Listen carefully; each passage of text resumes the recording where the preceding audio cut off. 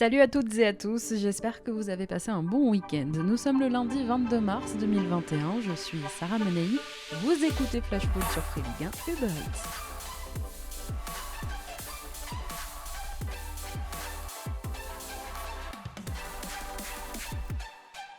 La Ligue 1 a un nouveau leader. Paris a su profiter du faux pas lillois contre Nîmes pour reprendre la tête du championnat en s'imposant hier soir au Parc OL en clôture de la 30e journée. C'était un match un peu fou, un match très plaisant à regarder.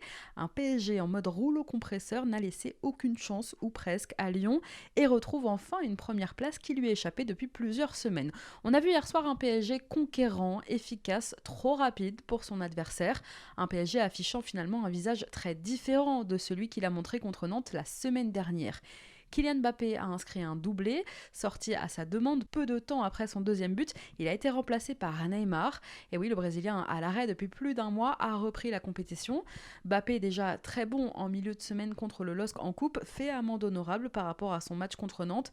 À 22 ans, 3 mois et 1 jour, Mbappé a atteint hier soir la barre symbolique des 100 buts en Ligue 1. Personne ne l'avait fait aussi jeune. Moi, tu me parles pas d'âge. Tu parles peut-être quand je suis pas là, mais quand je suis là, tu me parles jamais d'âge. Tu me parles que de football et de niveau. Désolée, je m'en lasse pas. Bon, Kylian Mbappé est aujourd'hui largement en tête du classement des buteurs en championnat. Et pour reprendre ses mots au micro de Canal+, à l'issue de la rencontre, ça ne fait que commencer. Mais ce qui est surtout satisfaisant, c'est de voir ce que Mauricio Pochettino a déjà apporté à ce groupe parisien, à cette équipe, de la stabilité dans le schéma déjà et un nouveau rôle pour Marco Verratti qui, je vous en parlais la semaine dernière, s'épanouit aujourd'hui plus haut sur le terrain. Véritable 10, Verratti ouvre à son équipe de belles perspectives et son entente aujourd'hui avec Mbappé est belle à voir.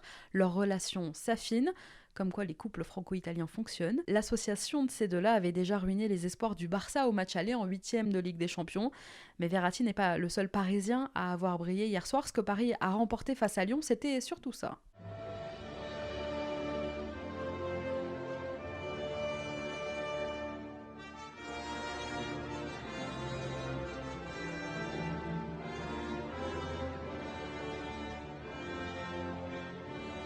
Et oui, la bataille pour la terre du milieu. Hier encore, beaucoup de choses se sont jouées dans l'entrejeu. Agressif dans le pressing et dans le duel, disponibilité, projection et relais efficaces au milieu donc. Placé devant la défense, le binôme Gaï-Danilo a sans doute disputé hier son meilleur match sous le maillot parisien. En face, les milieux lyonnais n'ont pas existé et Oussem Aouar, forfait de dernière minute, a finalement beaucoup manqué à cette équipe. Lyon a souffert. Les joueurs de Rudy Garcia confirment finalement leur irrégularité chronique et leurs doutes des dernières semaines. Dominé dans tous les compartiments du jeu pendant plus d'une heure, l'OL peut quand même avoir quelques regrets au vu de la fin du match. Et oui, les Gones se sont réveillés par l'intermédiaire d'Islam Slimani et de Maxwell Cornet entre autres. Un réveil trop tardif. Score final 4-2 pour le PSG. À l'issue de cette 30e journée, Paris s'installe en tête, mais l'entraîneur lyonnais Rudy Garcia veut toujours croire à la course au titre. Écoutez-le. Quand on joue ce Paris Saint-Germain-là, il faut être à plus de 100% de nos possibilités, ou au moins à 100%, et ce soir on ne l'a pas été, donc le regret il se situe là. Après la course continue, voilà, il reste 8 matchs, on est encore dans la course, donc c'est pas le problème. Allez, tout de suite on fait le point sur les autres rencontres du week-end et tout ce qu'il ne fallait pas manquer de cette 30e journée de Ligue 1.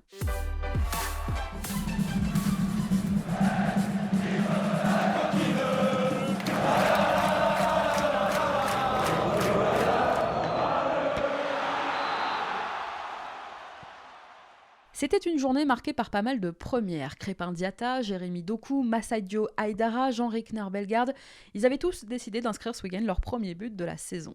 Et tiens, tous les lundis, normalement, on revient dans l'ordre sur les rencontres du week-end, mais on va attaquer par Lille aujourd'hui. On va attaquer par Lille qui, justement, a permis donc à Paris de repasser en tête en perdant contre Nîmes hier après-midi. C'était le match que je vous conseillais de regarder vendredi parce que c'était un match qui avait tout du piège pour les Lillois. Ce week-end, les Dogs avaient l'opportunité de mettre provisoirement leur concurrent à 6 points, mais ils sont tombés dans la gueule des crocos. Une semaine après son match nul à Monaco, le LOSC s'est donc incliné 2-1 à domicile contre Nîmes, 19e de Ligue 1 au coup d'envoi. C'est logiquement le LOSC qui prenait dès l'entame le contrôle du ballon, mais face au bloc bas nîmois, Lille avait du mal à trouver des solutions et c'est très vite les crocos qui se procuraient finalement les premières occasions. Des crocos récompensés peu avant le quart d'heure de jeu par l'ouverture du score de Moussa Koné. Moins de 10 minutes plus tard, sur corner, c'est Zeka qui venait égaliser la tête sur la première occasion occasion lilloise. Juste avant la pause, le couteau suisse des Crocos Renaud Ripard surprenait Mike Maignan d'un piqué. Au retour des vestiaires, l'entrée de Luis Araujo à la place de Timothy Weah, transparent en première période, ne changeait pas grand-chose. Hormis un but logiquement refusé à Burak Yilmaz pour hors-jeu, le LOSC avait beaucoup de mal à s'approcher des cages de Baptiste Rennais. Nîmes s'est finalement imposé donc 2-1, victoire absolument pas imméritée tant cette équipe nîmoise s'est montrée ambitieuse, dangereuse. D'ailleurs, après la rencontre, Christophe Galtier l'a dit, c'est mérité pour les Crocos. C'est comme ça, même si on en avait parlé, même si on avait tiré la sonnette d'alarme, voilà, ça nous est arrivé ce soir. Nîmes n'a pas volé sa victoire, c'est une victoire méritée de la part de Nîmes. Mais voilà, notre entame de match a été très, très moyenne, on a été absent dès le départ, on a mis du temps à rentrer dans le match. On a été contré, ce qui est quand même pas habituel chez nous. On a sûrement oublié certains fondamentaux, certains principes de jeu qui ont fait que les Nîmois ont eu leur chance tout au long de cette rencontre. On a évidemment concédé 2 buts, mais dans le jeu, il n'y a pas eu beaucoup de réussite, même si on a essayé d'entreprendre, mais de manière très désorganisée, avec beaucoup d'approximations, ce qui a rendu un match pauvre de notre part. Voilà. Lille a donc perdu contre Nîmes son 3e match de la saison en Ligue 1, le premier depuis le 6 janvier contre Angers. C'est la fin pour les Dogs d'une série de 11 matchs sans défaite et c'est la mauvaise opération, je vous le disais, du week-end dans la course au titre. Et pour ne rien arranger aux affaires lilloises, Sven Botman, le défenseur néerlandais du LOSC, sorti en seconde période, s'est blessé. Je vous en parlais en plus la semaine dernière, Botman figure dans la liste des Pays-Bas pour l'Euro Espoir et le premier match des Orangers est prévu mercredi contre la Roumanie. En face, à l'image de Nantes la semaine dernière au Parc, Nîmes réalise donc l'exploit du week-end et quitte la zone rouge. Une victoire forcément particulière en plus pour Pascal Planck, l'entraîneur des Crocos, lui, l'ancien joueur du LOSC. Écoutez-le. Un exploit XXL, c'est une super performance collective. On a montré beaucoup de solidarité, beaucoup d'abnégation, mais pas que. On a aussi montré certaines qualités avec le ballon. On a marqué de jolis buts, bien amenés, bien construits, bien finis. Et on a concédé au final pas énormément d'occasions. Donc même si on a subi, on s'attendait de façon à subir. On savait qu'on n'aurait pas la possession contre Lille. Mais c'est pas un hold-up, quoi. Donc c'est une victoire inespérée, mais attendue quelque part, parce qu'on avait bien préparé le match avec l'ensemble du staff. Et puis les joueurs avaient fait une très très bonne semaine de travail. Donc ils ont été récompensés. Voilà, mais les 3 points d'aujourd'hui ont la même valeur que Nantes la semaine dernière à Paris, où ils avaient réussi à prendre 3 points avec un peu les mêmes valeurs. Ce succès replace les Nîmois à la 18e place du classement devant Nantes en position de barragiste. Il reste désormais 8 matchs aux Nîmois pour aller chercher ce maintien. Vendredi soir, en ouverture au Chaudron, c'est Saint-Etienne qui s'est incliné contre l'AS Monaco, les Verts surclassés par les Monégasques. Monaco s'est donc facilement imposé 4-0 aux dépens d'une faible équipe stéphanoise, diminuée certes par les absences, mais surtout surclassée, je le disais, et sans ressort. Grâce à des buts de Stivan Jovetic, d'Aurélien Tchouaméni, de Sofiane Diop et de Crépin Diatta, son premier en Ligue 1 après 10 matchs, les Monégasques n'ont donc même pas eu à forcer leur talent vendredi soir. L'écart avec les Verts était trop important et ça, Claude Puel en a bien conscience. Je pense qu'on est tombé sur une très grosse équipe de Monaco qui a mis dès le départ, dès l'entame, beaucoup d'intensité dans le jeu et un gros niveau physique, répétition d'efforts et puis qualité technique.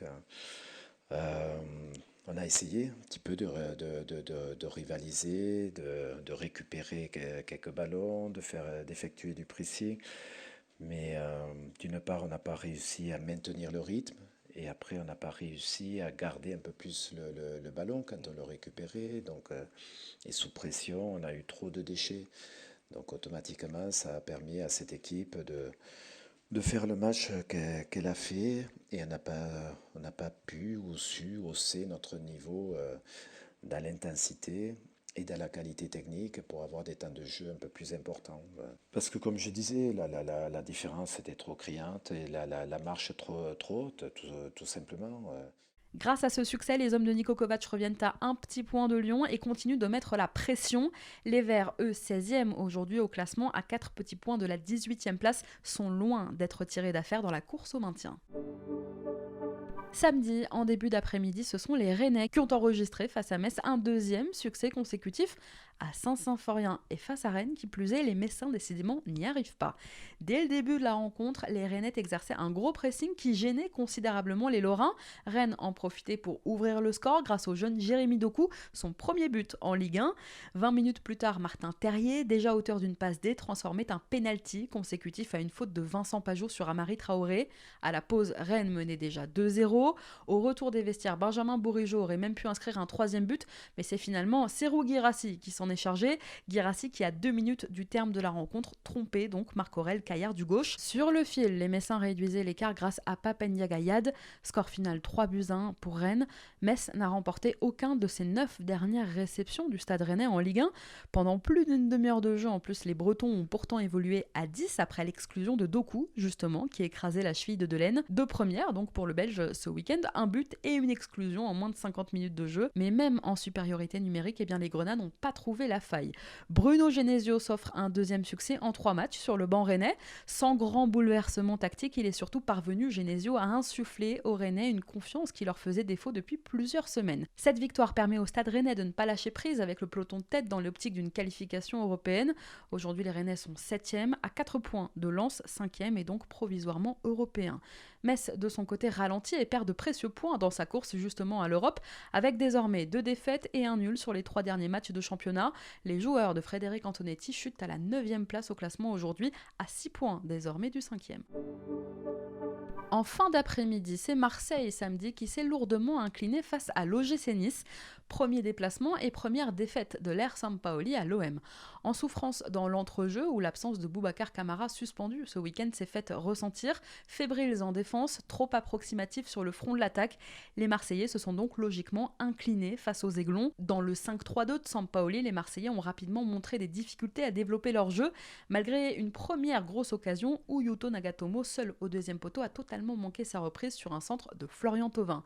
Derrière, eh bien, ce sont les joueurs d'Adrian Urcea qui se sont procuré les situations les plus dangereuses, avec un Amine Gouiri, homme clé de cette victoire niçoise. Kefren Thuram, peu après la demi-heure de jeu, a ouvert le score de la tête. En seconde période, les Niçois ont continué de pousser. Leonardo Balerdi manquait totalement une relance pour offrir le ballon justement à Gouiri, qui en profitait pour inscrire le deuxième but niçois. En fin de rencontre, où ils ont été souvent décisifs ces dernières semaines, les Marseillais ont repris un peu de poil de la bête. Ils ont même cru à un but de Dario Benedetto sur une superbe reprise acrobatique, but finalement annulé par l'assistance vidéo. Puis ce sont les Niçois qui ont marqué une 3e fois par Alexis Claude Maurice. Score final 3-0 pour Nice qui s'offre ce derby et entretient surtout sa bonne dynamique puisque les Aiglons restent sur 3 victoires et un nul sur leurs 4 derniers matchs de championnat.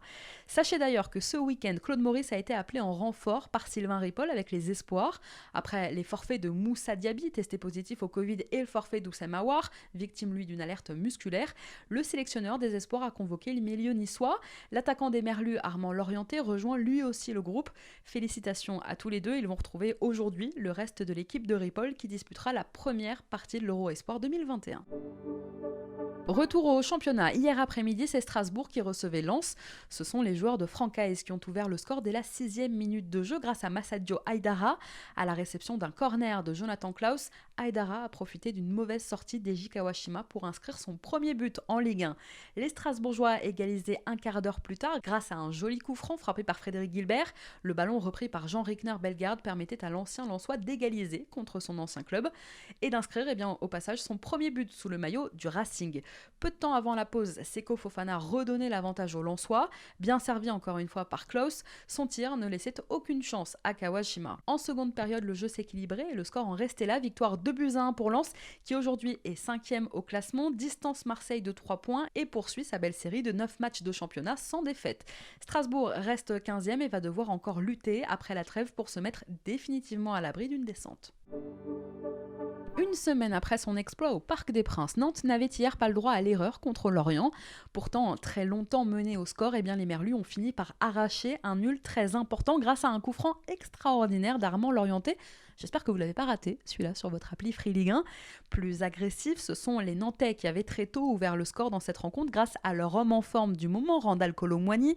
Mais en seconde période, les joueurs d'Antoine Comboiré n'ont fait que reculer. Ils commençaient à craquer jusqu'au coup franc Juninesque de l'Orienté en fin de rencontre. Un peu plus tôt, c'est le défenseur des Merlus, Andrea Gravillon, qui avait même égalisé de la tête avant de finalement voir son but refusé par l'assistance vidéo. Nantes s'en sort pas si mal, et pour Lorient, c'est une victoire qui fait du bien au moral, comme l'a expliqué Christophe Pélissier en conférence de presse à l'issue de la rencontre. Vu le scénario, oui, c'est un très bon point parce qu'on égalise d'une manière extraordinaire à la fin du match. Après, j'ai le regret d'avoir, comme j'ai dit aux joueurs, on a raté notre premier quart d'heure. Mais donc, sur le premier quart d'heure, on peut se faire punir, puisqu'on prend un but et ils peuvent marquer le second. Après, on a le mérite pendant 75 minutes de ne pas lâcher, d'essayer de mettre cette défense de Nantes en difficulté, ce qui est difficile parce qu'on voit qu'ils défendent très bien. Mais après, vu le match, vu le nombre de situations, je pense que c'est quand même très logique qu'on égalise sur la fin. C'est sûr que nous, sur le plan psychologique, c'est important. Surtout quand on égalise comme ça à la dernière minute. Score final, donc 1 partout. Et résultat au classement, c'est le statu quo. Lorient reste 17e, mais seulement grâce à la différence de but, puisque Nîmes, 18e avec sa victoire du week-end, a désormais le même nombre de points que les Merlus. Nantes a manqué ce week-end l'occasion de sortir de la zone rouge et est désormais 19e, à un petit point des Crocos et des Lorientais. Au même moment, à Francis Leblay, c'est Brest qui recevait Angers, deux équipes bien ancrées dans le ventre mou du classement et qui n'ont finalement pas réussi à se départager ce week-end. Chaque équipe a eu sa période, le SCO plutôt la première avec 13 tirs dont 5 arrêtés par Gauthier Larsonneur. Amadou, Fulgini et Baoken notamment ont beaucoup tenté. Brest reprenait le dessus en seconde période en affichant un visage plus conquérant sans toutefois se montrer plus efficace que leurs adversaires du jour. Score final 0-0, Angers est 10e aujourd'hui au classement, Brest 14e. Loin de la Bretagne, sous le soleil de la Mosson, c'est Montpellier qui recevait Bordeaux. En première période, les Pailladins se sont fait surprendre. Entame difficile qu'ils ont payé puisque c'est Wang d'une frappe croisée qui a ouvert le score pour les Bordelais à la demi-heure de jeu. Mais finalement, Montpellier réagissait, Montpellier se réveillait et Junior Sambia, grâce à un très beau coup franc, venait égaliser quelques minutes plus tard. La seconde période s'animait encore plus avec des tentatives des deux côtés. Mais finalement, c'est bien Montpellier qui se montrait plus efficace que les Girondins. Montpellier qui prenait l'avantage grâce à Gaëtan Laborde puis à Stéphie Mavididi. Score final 3-1 pour le MHSC. Une semaine après s'être imposé à Dijon, finalement Bordeaux, 13e, retombe dans ses travers. S'il devrait se maintenir, ce sera quand même une saison vraiment à oublier pour les hommes de Jean-Louis Gasset. Montpellier, de son côté, 8e, aujourd'hui au classement, ne compte que 4 points de retard sur Lens, 5e, et poursuit une très belle série de 10 matchs sans défaite, toutes compétitions confondues. À Dijon, le temps passe, mais malheureusement, rien ne change. Si elle n'est pas encore officiellement condamnée, la lanterne rouge dijonnaise s'est encore un peu plus enfoncée dans la crise en perdant hier après-midi 1-0 contre Reims. 10e défaite consécutive pour les Dijonnais qui égalent au passage le triste record de 16 matchs sans victoire d'affilée à domicile, record qui était détenu jusqu'ici par l'Estac il y a 5 ans. Les hommes de David Linares, qui avaient titularisé Yacine Benzia pour la première fois depuis plus d'1 an après son grave accident, ont pourtant longtemps tenu tête à ceux de David Guillon.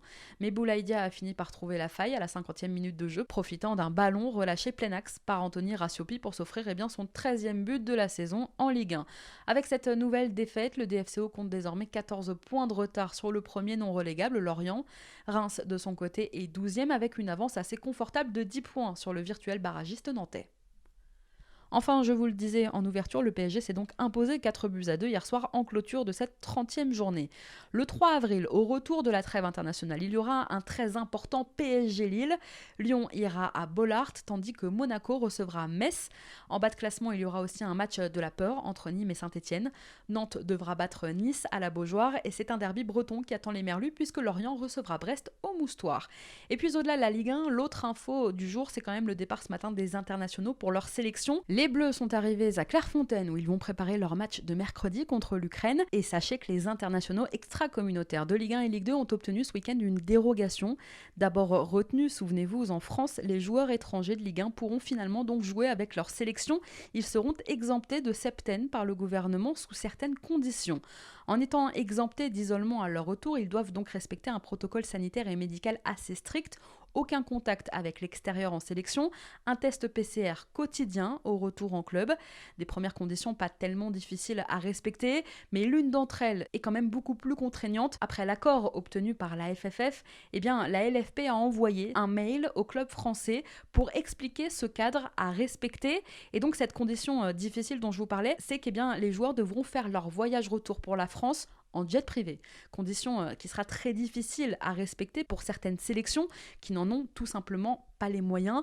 Alors on imagine que quelques joueurs essaieront de passer quand même entre les gouttes. Allez, on vous partage notre coup de cœur du week-end dans Flash Foot. Tu le sais, je te l'ai dit dans la colline. Mais j'adore. Je t'aime d'une façon que c'est pas possible de le dire. Et tout le temps je te vois, tout le temps je te parle.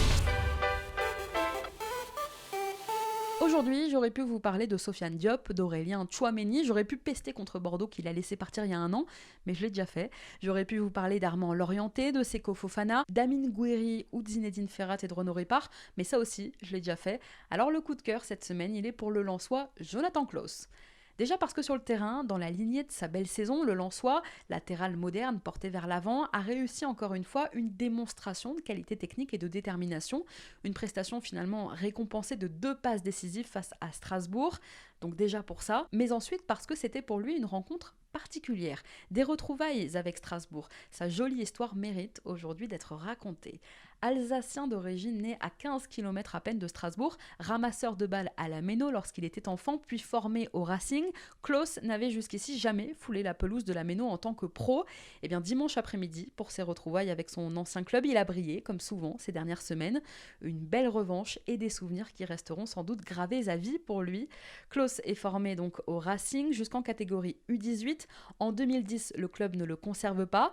Il n'abandonne pas ses rêves, pour autant il persévère, il passe par la DH, par la N2, il va jusqu'en 6e division allemande et finalement il se retrouve en 2e div allemande en août 2018, il a 26 ans. Il sera la saison d'après l'un des grands artisans de la montée de son club, Bielefeld, en Bundesliga. Il débarquera ensuite à Lens en mai dernier et pour sa première saison en Ligue 1, Clauss en est déjà à 2 buts, 6 passes D et grâce à sa performance de dimanche contre le Racing forcément, et bien Lens contre Strasbourg forcément, et bien Lens consolide sa 5e place en Ligue 1, une 5e place qui lui permet de continuer à rêver d'Europe. Bravo Jonathan. Merci à tous d'avoir été avec nous, c'était Sarah Menei. Vous écoutiez Flash Foot sur Free Ligue 1 Uber Eats, on se retrouve demain.